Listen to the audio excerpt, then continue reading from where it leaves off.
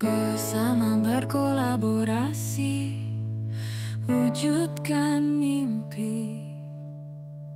Kurikulum merdeka, kita ujung tombaknya. Guru penggerak angkatan Assalamualaikum warahmatullahi wabarakatuh. Waalaikumsalam warahmatullahi wabarakatuh. Yang terhormat Ibu Kepala SD Negeri Grobogan 2, yang terhormat Bapak Ibu Dewan Guru SD Negeri Grobogan 2. Alhamdulillah pada kesempatan hari ini kita semua masih diberi nikmat oleh Allah SWT sehingga bisa duduk bersama diskusi tentang penyebaran pemahaman dan pengalaman penerapan budaya positif. Salawat salam tetap tercurahkan pada junjungan kita Nabi Muhammad SAW. Semoga kita dapat syafaatnya di hari kiamat. Bapak Ibu, di sini saya CPP Angkatan 10 mohon izin untuk menyampaikan penyebaran pemahaman dan pengalaman penerapan budaya positif ini, karena kami memang tuntutan untuk menyampaikan supaya budaya positif di sekolah kita semakin bagus dan semakin tertib. Langsung saja saya ucapkan selamat datang Bapak Ibu guru hebat. Mari kita bekerja sama, berkolaborasi, saling mendukung demi mewujudkan disiplin positif sekolah kita yang tercinta, yaitu SD Negeri Grobogan 2. Tanpa kerjasama ataupun kolaborasi tidak akan mungkin disiplin positif dapat saya lakukan sendiri.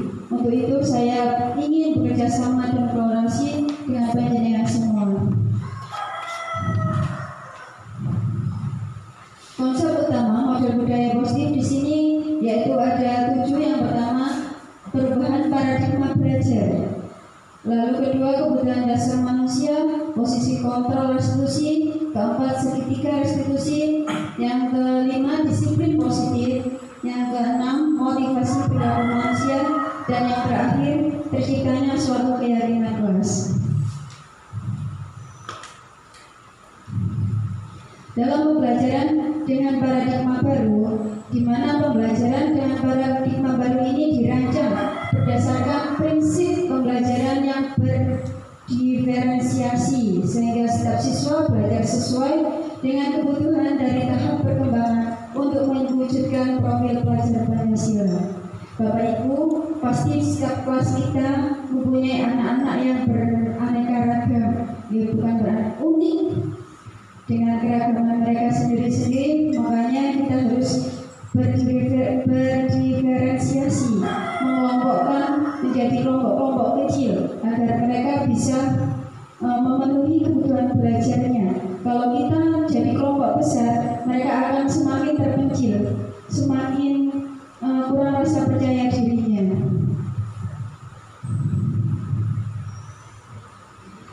Disiplin positif di sini membuat orang menggali potensinya menuju sebuah tujuan. Namun dalam budaya kita, makna kata disiplin telah berubah menjadi sesuatu yang dilakukan seorang pada orang lain untuk mendapatkan kepatuhan.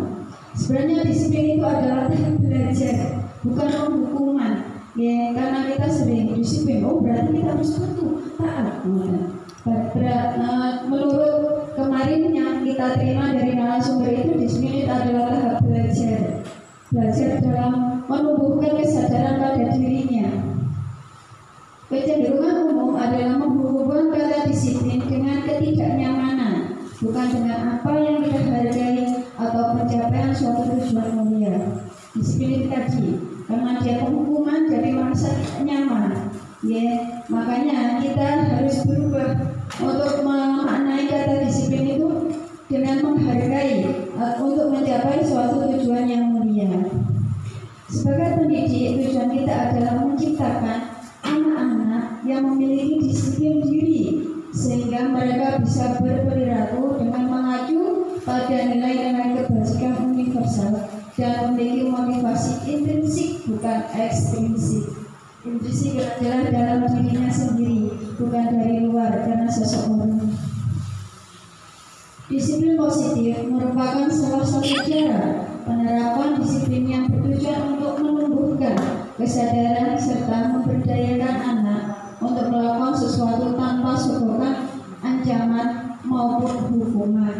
Itu tujuan harapan kita dari menerapkan disiplin positif.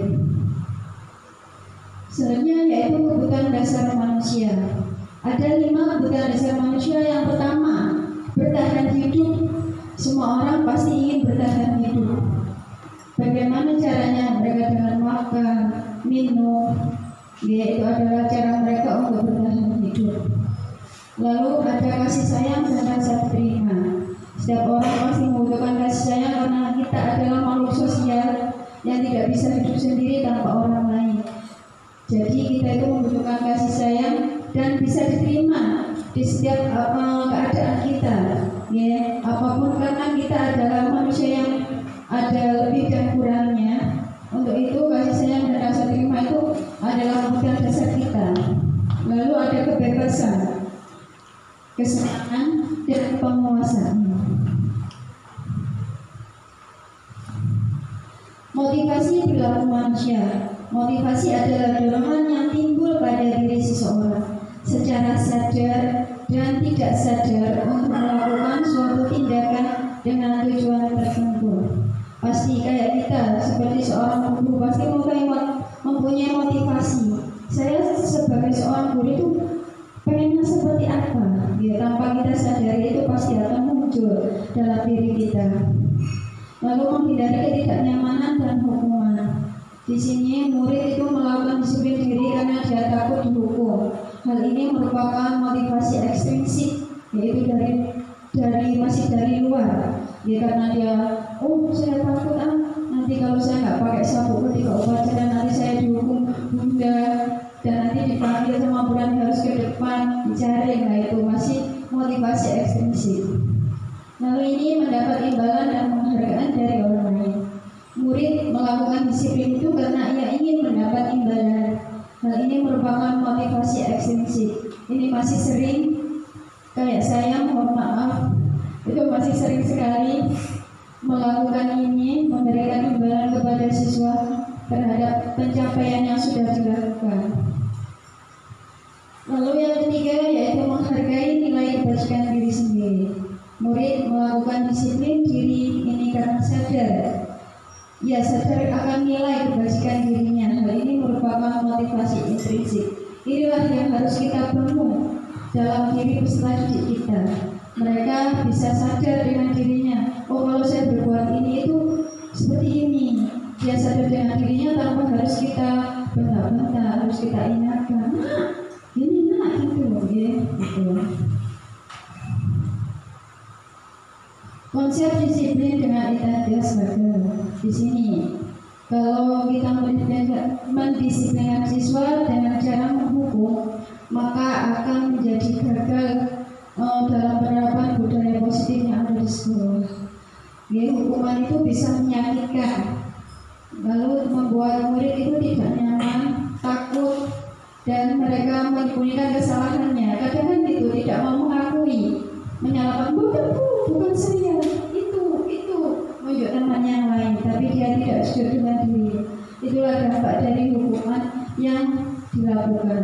Lalu memberikan penghargaan itu adalah tidak efektif karena bisa merusak hubungan, bisa mematikan kreativitas siswa, merampas hak dan dalam menghargai dirinya sendiri, menghukum dengan ranking ini yang tidak boleh kita lakukan dalam menerapkan budaya positif di sekolah kita.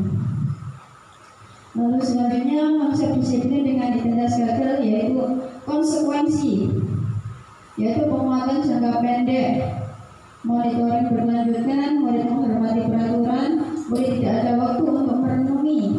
Kalau restitusinya, di sini murid tanggung jawab atas perilakunya. Ini adalah restitusi, itu adalah solusi dari permasalahan dia. Murid tanggung jawab atas perilakunya. Kalau kita menerapkan budaya positif, nanti murid itu bisa bertanggung jawab atas perilakunya sendiri. Dia menyadari kalau dia itu berbuat salah, lalu bisa memecahkan masalah dalam jangka panjang dan menghormati dirinya dan orang lain, serta bisa mengontrol dirinya, dan murid semangat memperbaiki diri. Jadi tidak akan mengulangi lagi. Itu.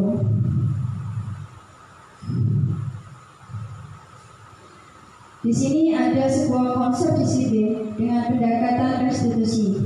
Sebuah cara menanamkan disiplin positif pada murid. Di sini adalah dijelaskan dulu adalah restitusi. Itu apa sih? Restitusi adalah proses menciptakan kondisi bagi murid untuk memperbaiki kesalahan mereka, sehingga mereka bisa kembali pada kelompok mereka dengan karakter yang lebih kuat. Restitusi juga merupakan proses kolaboratif yang mengajarkan murid untuk mencari solusi untuk masalah mereka dan membantu murid berpikir tentang orang seperti apa yang mereka ingin menjadi guru muridnya, cita-cita mereka, dan bagaimana mereka harus memperlakukan orang lain. Disinilah dari restitusi itu.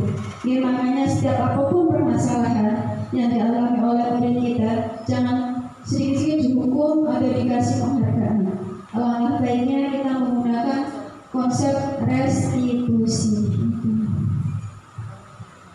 Ciri dari restitusi yaitu yang pertama bukan menebus kesalahan tapi belajar dari kesalahan.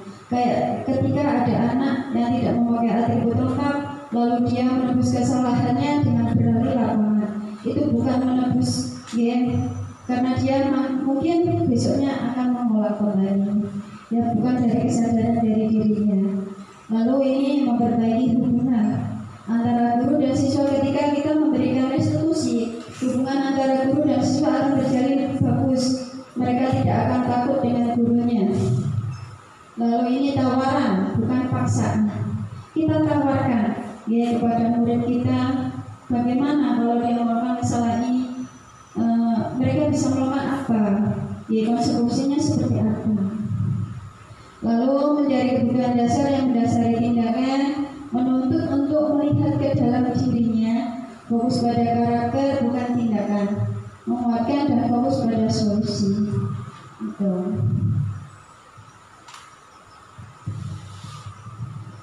Di sini ada sebuah kasus siswa saya yang berkata kotor. Ada salah satu, ada sebagian. Saya sering sekali mendengar, tidak hanya dari kelas saya, dari kelas lain itu masih sering terdengar di telinga saya. Ketika hukuman yang kita berikan itu malah dia semakin marah, kadang semakin marah, dan ada juga yang semakin takut dengan kita.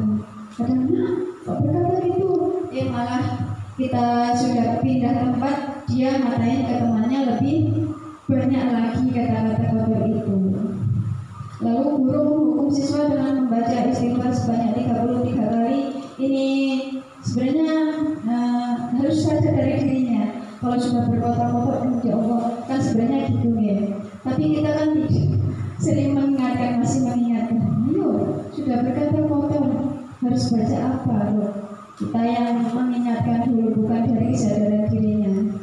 Lalu konsekuensinya yaitu guru memberikan konsekuensi untuk mengerjakan tugas di luar kelas. Kadang ada anak yang tidak mengerjakan tugas, sudah dikasih kelonggaran waktu tapi dia tetap tidak mengerjakan, akhirnya dia harus kita keluarkan.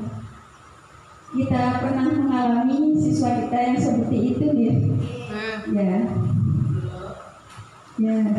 Lalu yang kedua, guru tegas dan siswa menghormati peraturan.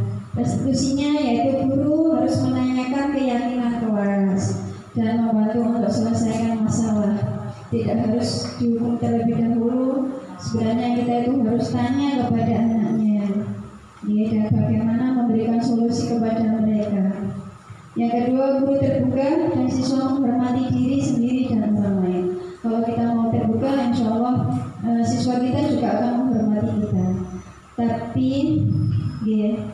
Tapi di sini saya belum bisa sepenuhnya melakukan itu karena ada salah satu siswa kita yang sudah coba kita restitusi berulang kali. Pernah kita tanyakan kepada narasumber, Bu, bagaimana kalau ada siswa kita yang sudah kita restitusi tapi besoknya melakukan lagi dan lagi kayak siswa kita yang itu inisialnya dia, mohon maaf saya tidak bisa menyebutkan namanya, karena sudah direstitusi berulang kali, bahkan kita menganjurkan untuk bawa ke psikolog, tapi ternyata ya tetap perubahannya kadang dia seperti itu, kadang bagus, kadang kembali lagi ya, makanya kita saling-saling mendoakan ya, karena insya Allah dengan kekuatan doa Allah akan mengijabah. Amin ya Allah.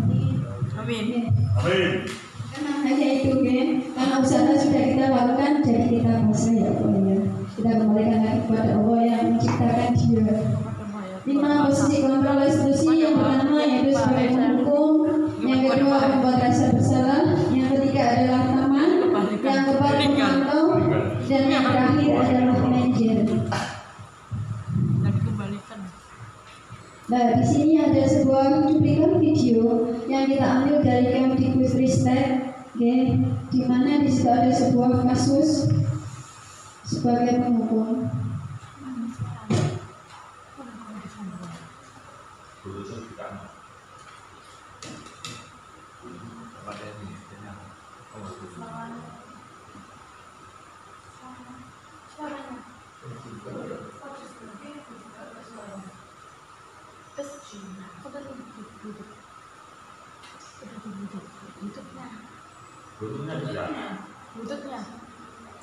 Buntutnya. Iya, enggak kan ya?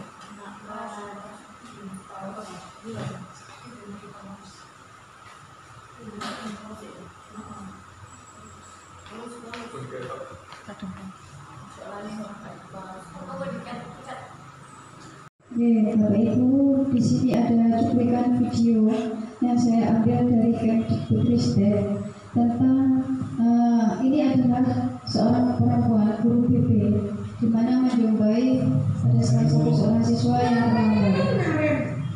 Kamu kenapa terlambat lagi nak? Ya Tuhan Naren, kamu senang ya bikin ibu susah ya?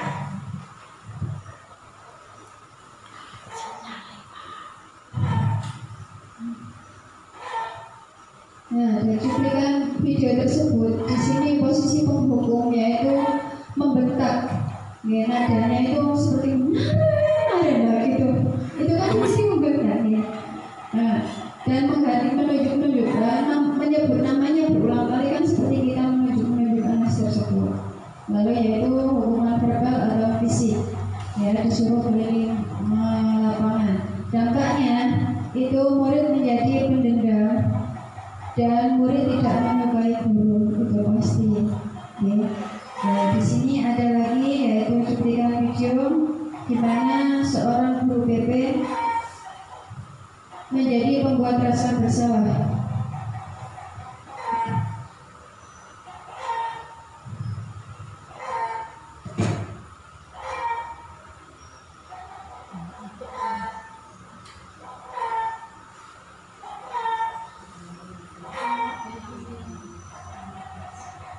Selamat pagi Bu. Naren, kamu kenapa terlambat lagi nak? Ya Tuhan Naren, kamu senang ya bikin ibu susah ya? Kalau kamu terlambat lagi, nanti ibu yang ditegur oleh kepala sekolahnya. Dari cuplikan tersebut, ya, di sini posisi membuat rasa bersalah yaitu suara guru cenderung lebih lembut, ya, tenang, namun kata-katanya masih menyalahkan murid. Naren, kenapa kamu terlambat lagi nak? Kamu kan ibu jadi susah lah seperti itu. Di mana itu kelas sekolah? Kan kayak menyalahkan anaknya. Oke. Nah, terus yang kedua yaitu guru menyatakan hal yang merasa kesalahan ada pada murid dengan membuat guru menderita. Ya, nanti kalau gurunya dimarahi kepala sekolah bagaimana atas perilaku yang dilakukannya itu. Dampaknya membuat murid bersalah, dia lalu rendah diri dan menarik diri dari lingkungan. Kata Allah, ya Allah, kalau saya ini nanti kayak dia jadi pendiam, ya, jadi dia apa ya, tidak mau bergaul dengan orang lain, itu biasanya dampaknya seperti itu. Yang ketiga yaitu posisi sebagai teman.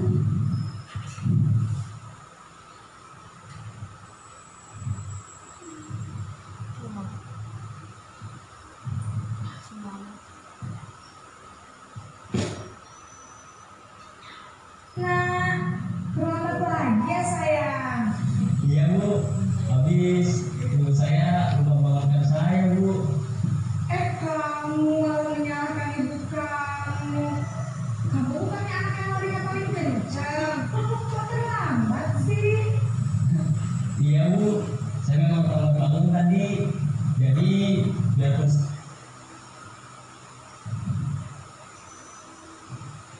Nah, dari situ di sini posisi sebagai teman yaitu suara guru ramah kayak kayak kita itu ngobrol ringan. Nah, kayak sesama teman kan biasanya ngobrol ringan, gak harus senda gurau gitu. Naren. Nah, seperti itu nadanya semakin turun seperti kita ngobrol santai. Ya. Lalu yaitu di sini dampaknya itu murid tidak dapat mandiri dan tidak dapat berpikir untuk dirinya sendiri. Murid itu bisa bergantung pada satu orang. Kayak itu tadi karena dia terlambat karena ibunya tidak membangunkan, nah itu kan kayak bergantung pada orang lain.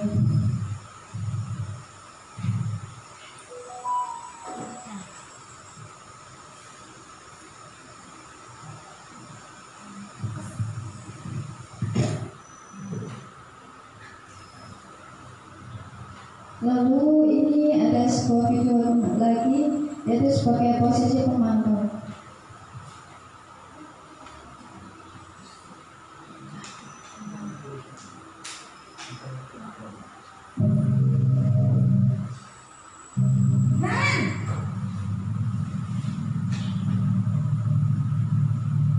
Selamat pagi, Bu. Naren, apa peraturan sekolah kita tentang jam berapa kita harus masuk sekolahnya? Kita harus di sekolah jam 7, Bu. Iya betul, sekarang sudah jam 7.20. Naren sudah tahu konsekuensinya jika terlambat hadir. Paham, Bu. Saya harus tinggal kelas pas jam istirahat selama 20 menit. Iya benar, konsekuensinya demikian. Jadi nanti jam 9.30 pas istirahat, kamu harus tinggal di kelas. Dari cuplikan video tersebut, di sini ibu guru BP yaitu posisinya sebagai pemantau, di mana suara pemantau itu datar, tidak emosional, tidak bercanda gurau atau menggunakan suara tinggi. Terciptanya identitas diri positif, pemantau perlu senantiasa memantau. Kan di sini tadi itu seperti memantau. Bagaimana kalau kamu sudah jam 7:20 kan kayak memantau. Nanti kalau kamu terlambat berarti apa? Berarti kan dia harus belajar di luar kelas sampai jam istirahat. Itu hanya dampaknya di sini murid akan menghitung konsekuensi dan hadiah sehingga tidak memahami sebelumnya nilai kebajikan yang dituju. Lalu murid menjadi tidak mandiri. Yang terakhir yaitu posisi sebagai manajer. Ini adalah impian kita semua, memposisikan diri sebagai manajer dalam menerapkan disiplin positif.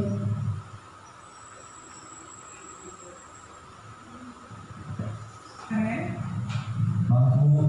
Saya terlambat.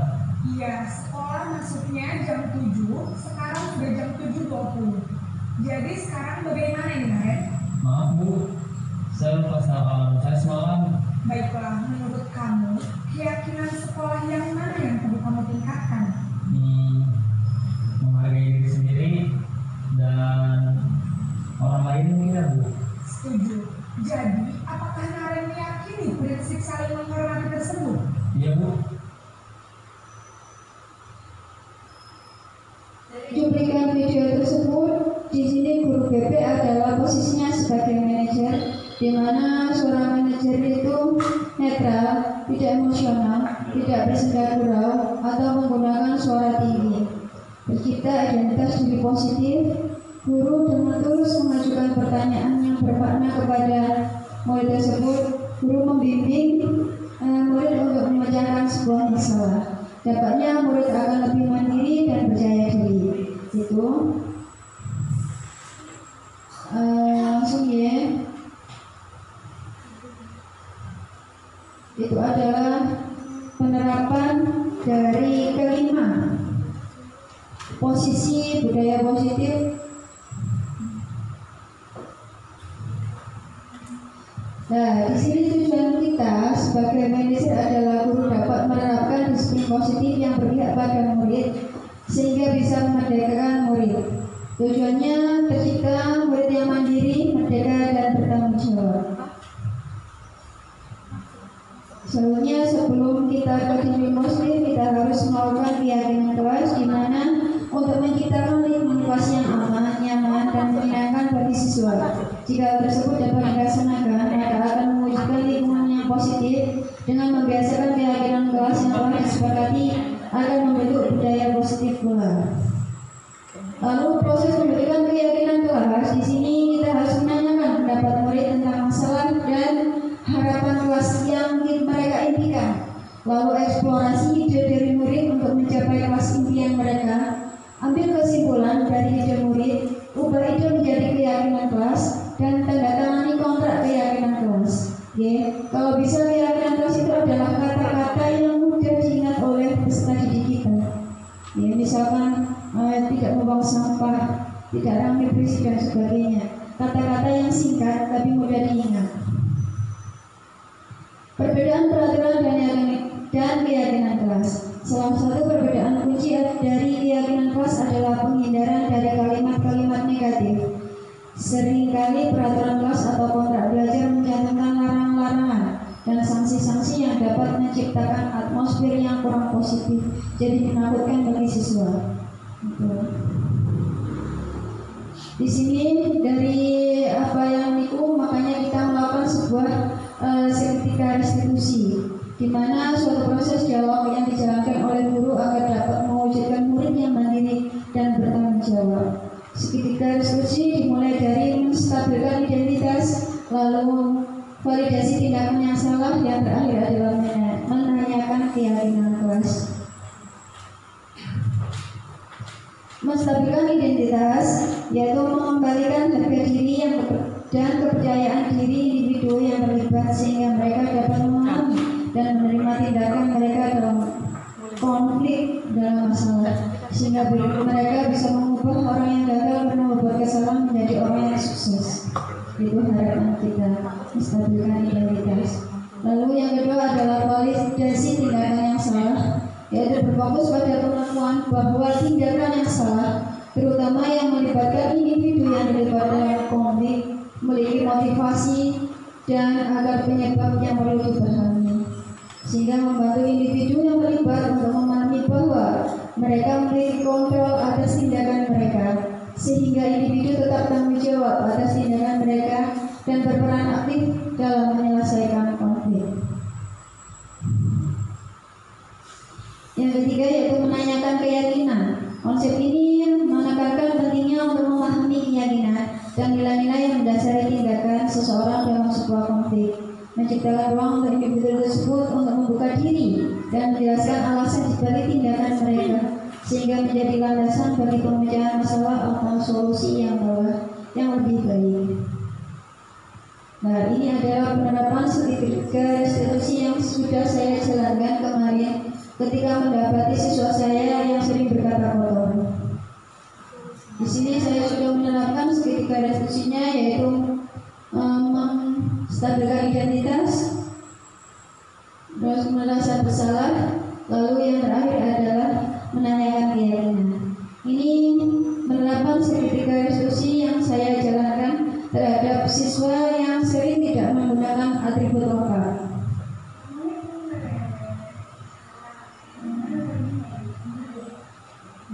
Demikian dari saya.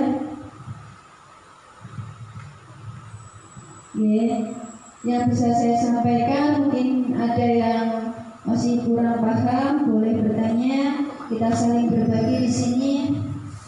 Nah, ini adalah sebuah video penerapan seketika restitusi dari anak saya sendiri.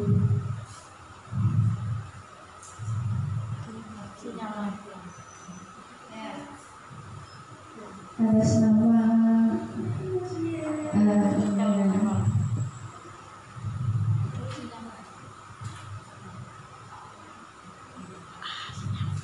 kenapa saya melakukan seketika restitusi terhadap anak tersebut? Karena tidak hanya 1-2 kali dia berkata kotor.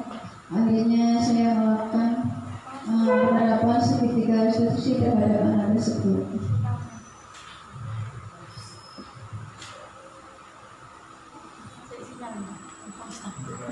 Internet busuk. Oh,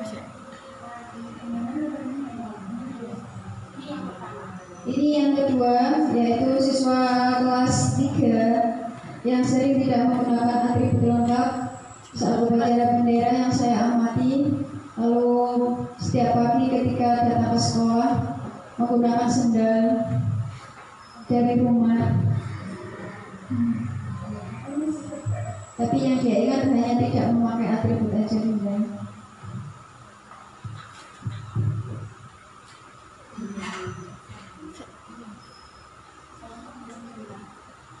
Mungkin Bapak Ibu mau berbagi tentang siswanya yang mungkin mempunyai masalah.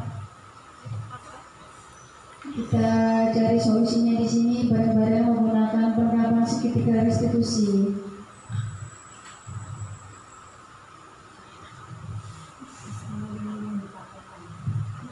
Ya, kemudian ada yang ditanyakan.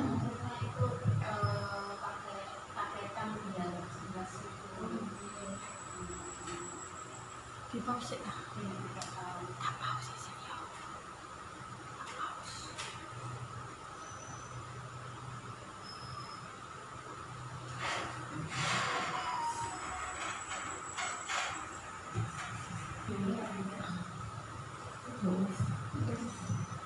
Kurang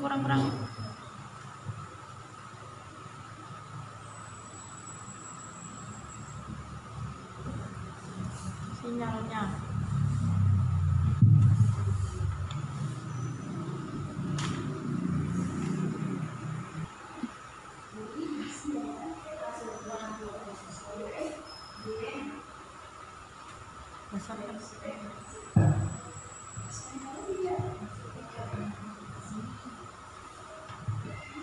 Ini adalah penerapan segitiga restitusi pada siswa saya di kelas 1 yang sering melakukan berkata kotor. Jadi tidak hanya 1-2 kali, kadang dia juga berkata kotor kepada temannya ketika di mana.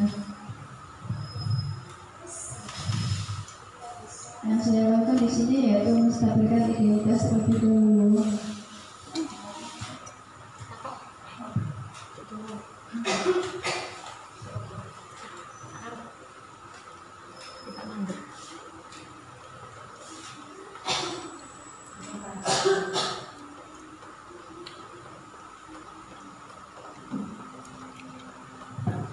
Maaf ya, potong-potong sinyalnya.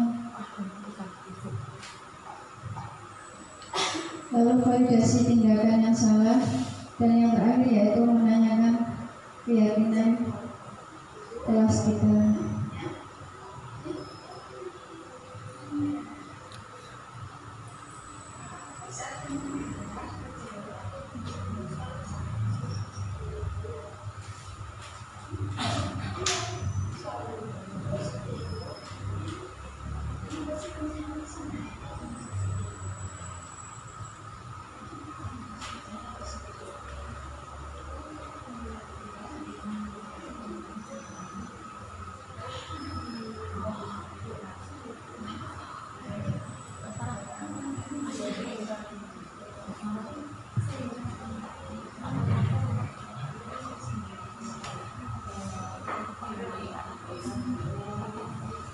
Ya, bagaimana Bu? Boleh.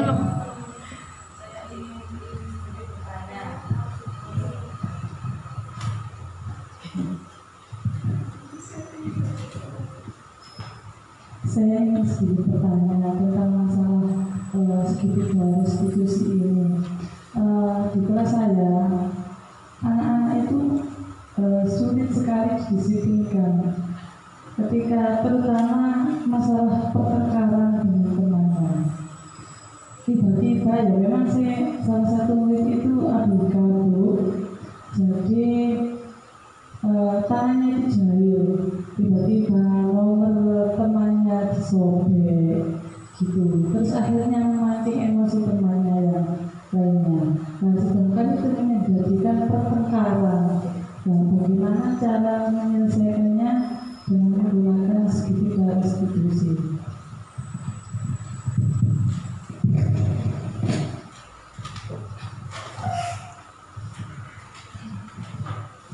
Terima kasih atas pertanyaannya. Di sini saya mencoba coba menjawab ya. Mungkin nanti bisa ada yang membantu menambahkan. Monggo. Jadi kalau menurut saya yang pertama yaitu karena di kelas ya. Apakah ibu sudah membuat keyakinan kelas? Sudah. Apakah itu yang membuat mereka sendiri dan siswanya? Berarti kalau keyakinan kelas sudah terbentuk, ya, sudah disepakati oleh seluruh siswa, ya, kita mengajak bicara terhadap anak ABK tersebut. Ya, kita sendirikan, kita ajak bicara, kita kembalikan lagi, kita menggunakan kata-kata yang paling sederhana yang bisa menyadarkan dia.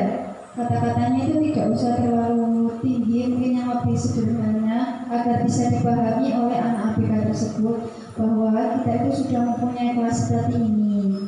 Ya, jadi sampean karena di kelas ini sampean juga harus mengikuti aturan yang bukan aturan, keyakinan kelas yang sudah kita sepakati.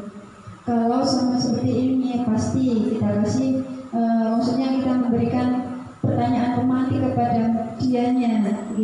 Kalau seandainya dia mau seperti itu, nah dampaknya bagaimana? Dan kita arahkan pada solusi supaya dia itu mencari sendiri solusi dalam dirinya. Seperti itu. Mungkin ada yang mau menambahkan? Pak Nino.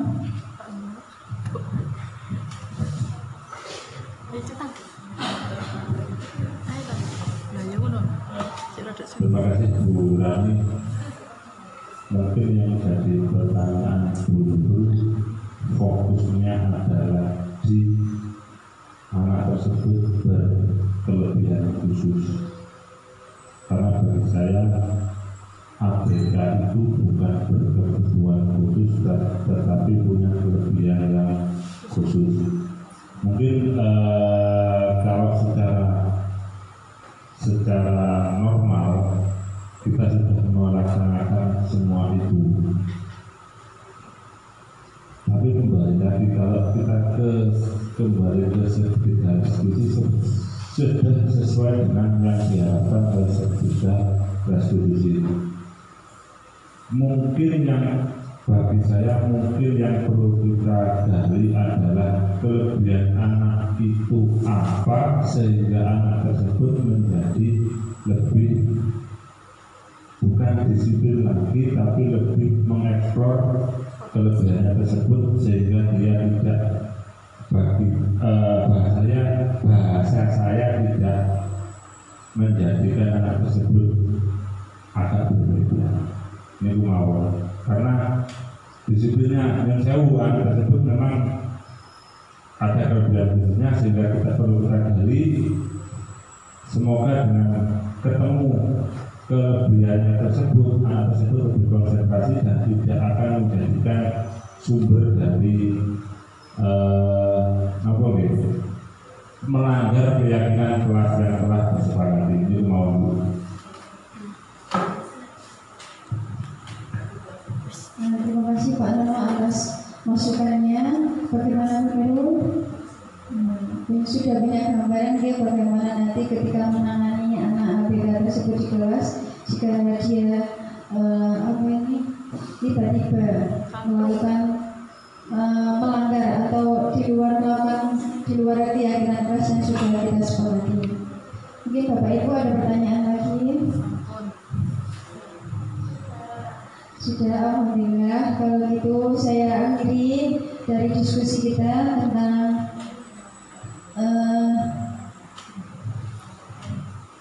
penyebaran pengalaman dan pengalaman penerapan budaya positif yang sudah saya lakukan selama 1 minggu terhadap anak-anak peserta didik saya, dan mungkin ada kelas lain yang saya ambil sampel untuk melakukan seketika restitusi.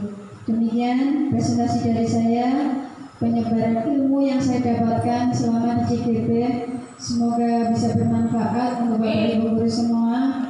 Mari kita bersama yang mewujudkan sekolah impian sesuai harapan Kemdikbudristek dan negara kita. Kurang lebihnya saya mohon maaf. Wassalamualaikum warahmatullahi wabarakatuh. Salam guru gerak.